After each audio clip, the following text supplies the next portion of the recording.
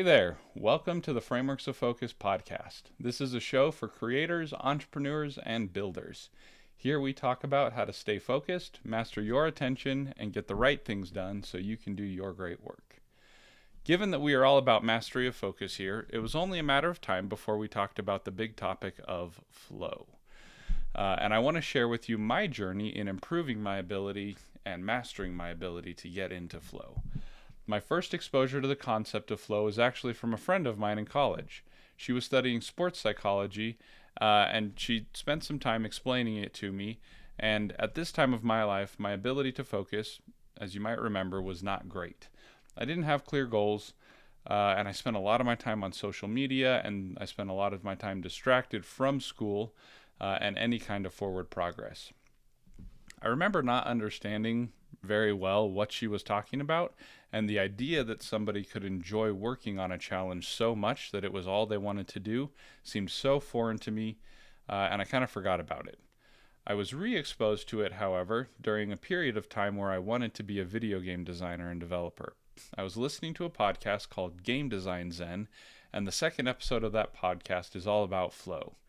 In this context, the application of flow was to help your players get into a flow state by carefully managing their goals, their motivations, and the difficulty level of your game so that the players keep wanting to play. Flow is what makes video games engaging, and achieving the next goal is always just around the corner, close enough that a little bit more effort will get you there, and those goals can either be designed by the game designer or they can be implicit goals decided on by the player. So to get into flow, there are a couple of key principles. First, you need to have a clear goal of what you want to accomplish.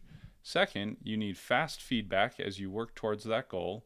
And then third, the difficulty of the task needs to sit somewhere within the Goldilocks zone of difficulty in comparison to your ability. So if a task is too difficult for you, then you will feel resistance as you try to work on it.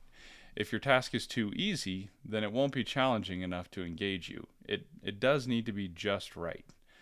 Now, this is all great for video games, and it explains why it is really easy to focus intently on video games as we play them.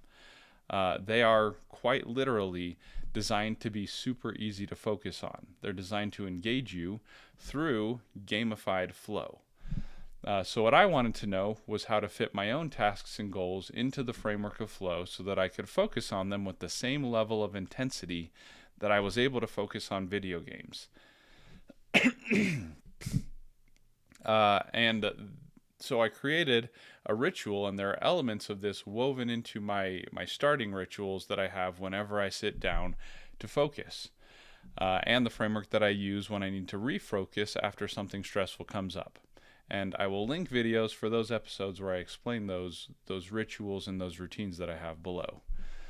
So the first thing that I do when I sit down to focus is to clearly state what I intend to accomplish. This accomplishes the first requirement of flow, a clear goal. It is important that this is a statement of what I intend to accomplish and not just what I want to work on. It has to be an outcome that I am committed to. It has to be like a place that I want to arrive, that I want to get to. For example, as I was writing the script for this episode, my focus was to write 2 podcast episode scripts. This script was my second one of the 2 in a 60-minute focus session, which I know that probably sounds slow. Don't make fun of me, but I'm still getting better at this. And the next thing that you need to have fast feedback as you work towards your goal. In this case, I do all of my podcast scripting in Notion, and I generally start my script off with bullet points that I want to talk about, and as I write the episode, I can check off those bullet points, and I can visually see my progress as I write the script.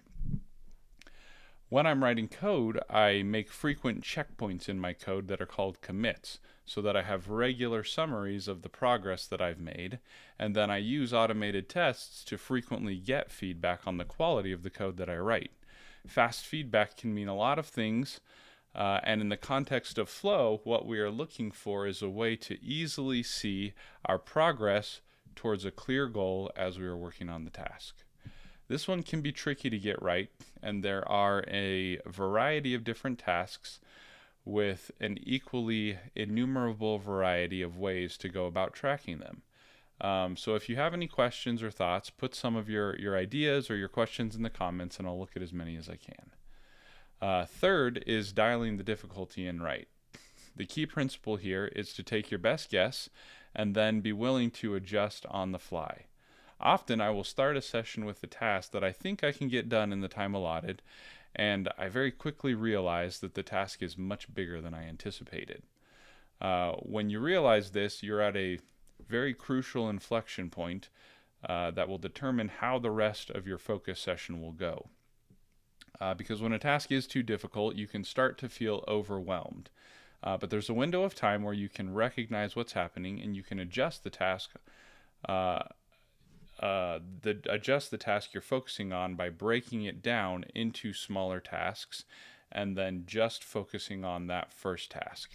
That is your new task for the rest of the focus session, and if you finish it, then you get started on the next. Don't let the feeling of overwhelm control you. Control your response, break down the task, and stay focused. This is my framework for staying focused and getting into flow, and I hope you enjoy it.